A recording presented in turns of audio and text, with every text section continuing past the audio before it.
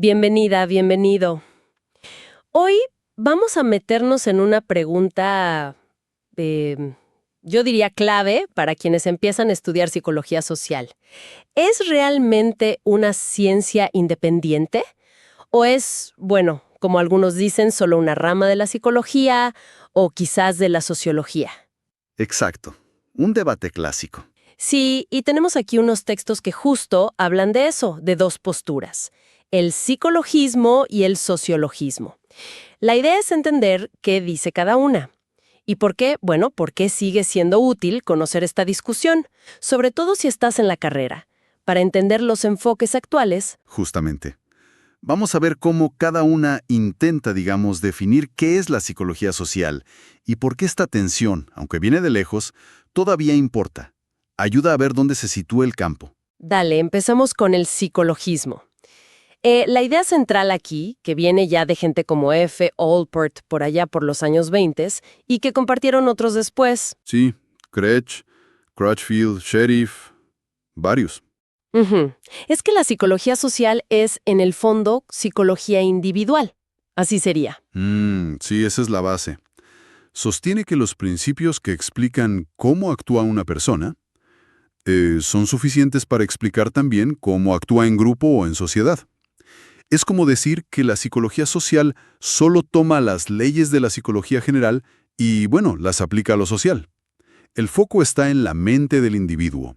Claro, pero esta visión ha recibido críticas, ¿no? Se dice que es reduccionista. Ajá. O sea, que intenta explicar algo complejo como la sociedad mirando solo al individuo. Como que simplifica mucho. Exacto. Y fíjate que hay inconsistencias. Los mismos autores que decían que era una subdisciplina, a veces hablaban de ella como ciencia básica o independiente. Era un poco confuso. Sí, Pastor Ramos mencionaba eso. Lo difícil que es poner un límite claro entre la psicología general, la social, la sociología. Y las consecuencias no son solo teóricas. Ideológicamente puede llevar a lo que Pepitone llamó individuocentrismo. Centrarse demasiado en el individuo. Eso. Como pasó mucho, según él, en la psicología social de Estados Unidos.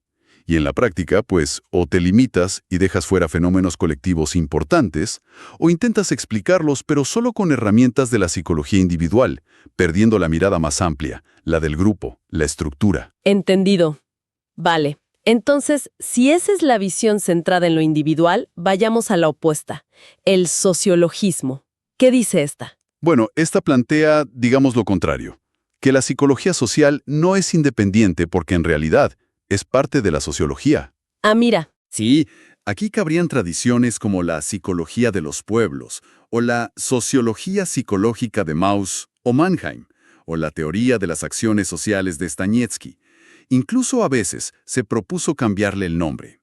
Para que sonara más a sociología. Claro, la idea de fondo es que nuestro comportamiento social está determinado por leyes, pero leyes de los sistemas, de las estructuras sociales, no tanto por lo que pasa en la mente individual. Pero, ojo, que esta visión también tiene sus bemoles. Parsons, por ejemplo, un sociólogo clave, tuvo una posición medio ambivalente. La veía dependiente de la sociología, sí, pero también la reconocía como una disciplina medianera, como de frontera. Usó la analogía de la bioquímica, que está entre la biología y la química. Interesante esa analogía. Y aquí, el riesgo que mencionan los textos es otro, ¿no? El de tratar lo social como si fuera una cosa en sí misma. Exactamente. Ese es el peligro de la reificación.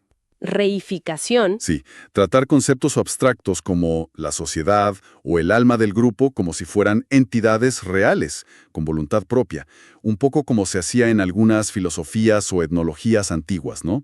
Hegel, Levi-Brühl. Ya veo. Como darle vida propia a la estructura y olvidarse de las personas. Algo así. Se corre el riesgo de perder de vista al individuo concreto dentro de esas grandes estructuras sociales. Y fíjate qué curioso, porque al final las dos posturas, el psicologismo y el sociologismo, terminan viendo a la psicología social como un campo, parásito, dice el texto, dependiente. Que vive de prestado, digamos. Sí, o de la psicología o de la sociología. Pero, y aquí está la paradoja, resulta que tanto la psicología como la sociología, a lo largo de la historia, han necesitado usar el enfoque psicosocial. Les ha servido para entender de forma más realista al ser humano en su contexto cotidiano. Y de paso, para no meterse demasiado una en el terreno de la otra. O sea que al final ambas la han necesitado y de hecho la han construido juntas. Exactamente. Ambas han contribuido a darle forma. Entonces, para ir cerrando y pensando en quienes estudian esto, ¿qué mensaje clave nos deja este debate histórico? Vemos estos dos intentos, uno desde lo individual, otro desde lo estructural, de como que absorber a la psicología social, Ujú. negándole su propio espacio. Sí, y la clave yo creo es que a pesar de esas visiones que quizás simplifican, la perspectiva psicosocial demuestra ser necesaria, indispensable. La psicología social ocupa justo ese lugar, esa tensión entre la mente del individuo y el contexto social.